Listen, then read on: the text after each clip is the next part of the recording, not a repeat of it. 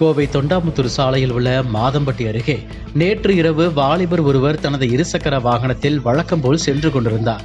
அப்போது அவருக்கு பின்னால் அதிவேகமாக வந்த கார் ஒன்று எதிர்பாராத விதமாக இருசக்கர வாகனத்தின் மீது பயங்கரமாக மோதியது. இந்த கொடூர விபத்தில் நிலை தடுமாறிய அந்த வாலிபர் பைக்கில் இருந்து தூக்கி வீசப்பட்டு நடுரோட்டில் பல அடி தூரம் உருண்டு விழுந்தார். இதில் அவருக்கு பலத்த காயங்கள் ஏற்பட்டு இரத்த வெள்ளத்தில் உயிருக்கு மேலாக போராடினார்.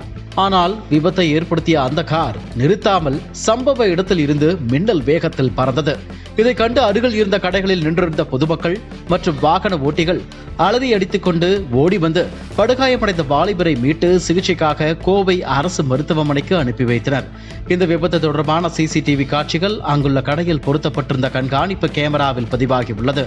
தற்போது இந்த அதிர்ச்சி வீடியோ சமூக வலைதளங்களில் வெளியாகி பார்ப்போரின் நெஞ்சை பதற வைத்து வருகிறது. இதுகுறித்து தகவல் அறிந்த பேரூர் காவல்துறையினர் விபத்து தொடர்பாக வழக்கு பதிவு செய்துள்ளனர். மேலும் சிசிடிவி காட்சிகளின் அடிப்படையில் விபத்தை ஏற்படுத்திவிட்டு நிற்காமல் சென்ற அந்த காரின் பதிவு எண்ணை வைத்து காரை ஓட்டி வந்த நபரை தேடி வருகின்றனர்.